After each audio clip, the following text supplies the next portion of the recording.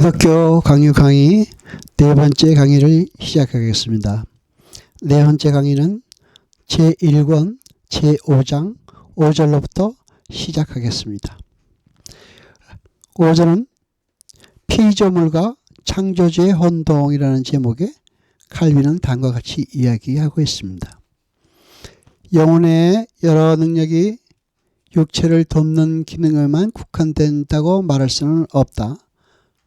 천문학의 유행성만 보더라도 천체에 대한 이러한 시원한 연구에는 영혼과 육체의 유기적인 조화가 있는 것이 아니고 육체와는 구별된 영혼의 활동이 있다는 것이다. 칼빈은 영혼이 존재한다는 것은 육체를 돕는 기능만이 있는 것이 아니고 그보다 다른 기능이 있다라고 이야기하는 것입니다.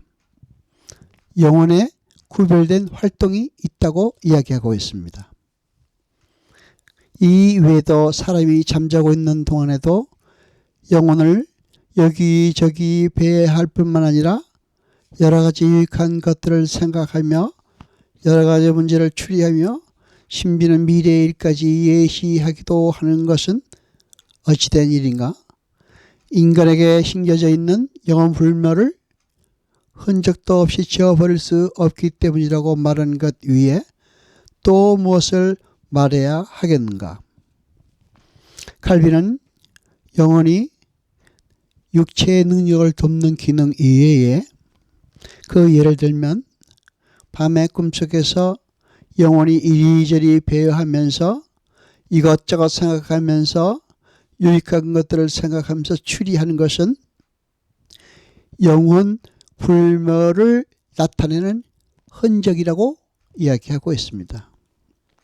또 말하기를 이런 것들은 분명히 인간에게 신성이 있다고 하는 확실한 증거이다 라고 이야기를 하고 있습니다.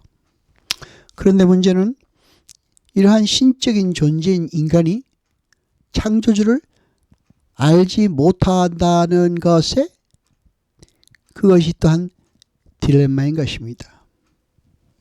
세계의 생명을 불어넣으며 그것을 움직인다는 우주 정신에 대한 그 빈약한 사색이 인간의 마음에 경건을 일으키며 키우는 일에 무슨 가치가 있겠는가? 라고 칼빈은 얘기하였습니다. 그것은 오히려 자연은 하나님께서 정하신 질서라고 하는 것이 더 타당하기 때문이다. 그러므로 특별히 경건을 요하는 중대한 문제에 있어서 하나님은 그 사역에 열던 과정과 혼동하는 것은 위태로운 일이다라고 여겼습니다. 이 말은 자연이 그 움직이는 것이 아무리 우리에게 경건을 일으킬 만큼 크고 위대하게 보인다 할지라도 하나님께서 정하신 질서 안에서 움직인다는 것입니다. 그러므로 자연을 하나님의 능력과 혼동해서는 안 된다라고 이야기하고 있는 것입니다. 6절에서 창조주는 주 되심을 창조에서 계시하신다라고 칼빈은 이야기하고 있습니다. 그러므로 우리는 우리 자신의 본성을 정관할 때마다 한번 하나님이 존재하셔서 바로 이분이 자연 전체를 다스리시며 우리들로 하여금 그를 바라보게 하시며 우리의 신앙을 자기에게 향하게 하시며 또한 자기에게 예배를 드리고 자기의 이름을 부르기를 원하신다는 사실을 기억하자라고 칼빈은 이야기하고 있습니다. 그리고 더욱이 하나님께서 처음에 만물을 창조하시고 그 만물을 보존하시는 이유를 묻는다면 그것은 오직 하나님의 선하심이라고 우리는 말할 수 있다라고 이야기하고 있습니다. 7절은 하나님의 통치와 심판에 대해서 기록하고 있습니다. 칼빈은 하나님의 사역의 제2종류 곧 자연의 통상적인 과정 밖에서 일어나는 사역에 있어서도 하나님의 권능에 대한 증거는 모든 점에서 똑같이 명백하다라고 이야기하고 있습니다. 하나님께서는 일년 사회를 다스리실 때 섭리를 잘 조절하셔서 무수한 방법으로 모든 사람에게 인자와 은혜를 베푸시지만 경건한 자에게는 관대하심을, 악하고 범죄한 자에게는 엄격하심을 선언하신다고 칼빈은 이야기하고 있습니다. 하나님께서 한 가지 죄를 벌하실 때에 그의 진노를 명백히 하시는 것은 그가 모든 죄를 미워하신다는 뜻이라고 칼빈은 이야기하고 있습니다. 그리고 그가 많은 죄를 벌하지 아니하시고 그대로 두신다는 것도 심판 때까지 연기하신다는 뜻일 뿐이다라고 얘기했습니다. 8절에서 하나님의 주권은 인간의 생활을 지배한다라고 기록하고 있습니다. 선지자들은 절망적인 공경에서 거의 멸망 직전에 있는 자들이 갑자기 기적적으로 또는 예상 밖으로 구해질 때 그것은 하나님의 부성적인 사랑을 보여주시는 것이다라고 칼빈은 이야기하고 있습니다. 그러나 하나님의 영광이 아무리 찬란하게 빛날지라도 이를 참으로 보는 사람은 100사람 중에 겨우 하나 있을 등 말등하다고 칼빈은 주장하고 있습니다. 그리고 하나님께서는 최선의 방법으로 모든 것을 조절하신다고 말하고 있습니다. 9절에서 우리는 머리로 하나님을 생각할 것이 아니라 그 하신 일을 보고 숙고해야 한다고 칼빈은 이야기하고 있습니다.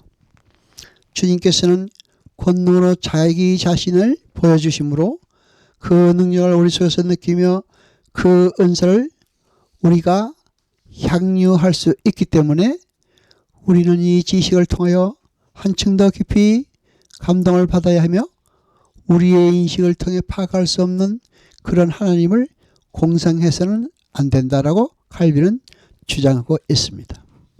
다시 말하면 우리에게 보여주시는 지식의 범위 내에서 우리에게 나타내신 하나님의 영광 속에서 우리가 하나님을 파악해야 하는 것이지 우리의 공상 속에서 우리 마음대로 하나님을 공상해서 만들어내면 안 된다는 것입니다. 그래서 칼빈은 하나님을 탐구하는 데 있어서 가장 완전한 방법이요 가장 적절한 순서를 이야기하고 있습니다. 칼빈은 이야기하기를 하나님은 주의 깊게 탐색해야 될 분이기보다는 경배를 받으셔야 될 분이기 때문에 우리는 지나친 호기심에서 하나님의 본질을 탐구하려 시도하면 안 된다고 얘기했습니다. 하나님께서 우리에게 보여주신 것만 보는 것이지 그 본질까지도 우리가 탐색해야 한다고 생각한다는 것은 안 되는 이야기다 이렇게 얘기하고 있습니다. 지나친 호기심은 안 된다 이렇게 얘기하고 있습니다. 오히려 하나님의 사역에서 우리에게 가까이 하시며 어떤 의미에서는 자신을 전달하신 그 사역에서 하나님을 숙고해야 하는 것이다. 사도 바울도 이에 대해서 말하기를 하나님은 권능으로 우리 각자 안에 거하심으로 멀리서 찾을 것이 아니라고 말했습니다. 10절에서 칼빈은 하나님에 관한 지식의 목적에 대해서 이야기하고 있습니다. 칼빈은 말하기를 분명히 이 세상 밖에 또 다른 세상에 있어서 거기서 부리는 벌을 받고 이는 상을 받게 된다는 것이며 신자들이 주님께 징계를 받는 것을 보게 될 때 불경자들은 언젠가는 하나님의 행보를 전혀 피할 수 없게 된다는 것을 확실하게 알 수 있을 것이다라고 얘기하고 있습니다. 그리고 이런 종류의 지식은 마땅히 우리들 하여금 하나님께 예배 드릴 수 있도록 자극할 뿐이 아니라 내세의 소망을 가질 수 있도록 각성시키며 용기를 북돋아 준다라고 이야기하고 있습니다. 다음에는 11절부터 시작하겠습니다. 전능하신 하나님, 우리 아버지시여 세시다가 영광과 찬송 받으소서. 말씀을 들을 때 깨닫게 하시며 그로 말미암아 하나님을 아는 지식에 가까이 허락하소서. 이 모든 것 우리 주 예수 그리스도 이름으로 감사드리며 기도드리옵나이다. 아멘.